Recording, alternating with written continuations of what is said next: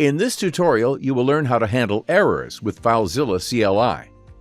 Launch FileZilla CLI. FileZilla CLI sets an error flag when an error occurs while running a command.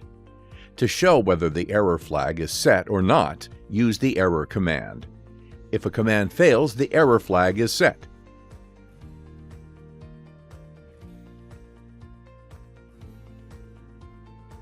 To clear the error flag, use the clear command.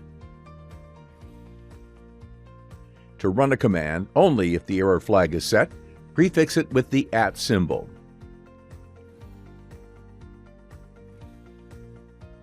To run a command only if the error flag is not set, prefix it with a question mark. Prefix the command with the caret symbol, and the error flag is not set in case of error. To clear the error flag before running a command, prefix it with the star symbol. You can also set the error handling behavior.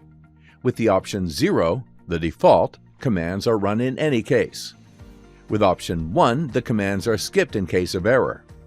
With option 2, FileZilla CLI exits in case of error. If error handling behavior is set to skip in case of error, and the error flag is set, you can force the command to run by prefixing the command with an exclamation mark. In this video, you learned how to handle errors with FileZilla CLI. FileZilla CLI is fast and reliable. Plus, it supports a variety of other cloud protocols: Amazon S3, Microsoft Azure, Google Cloud Storage, Google Drive, Dropbox, Microsoft OneDrive, OneDrive for Business, Amazon EC2, Backblaze B2, WebDAV, and SharePoint.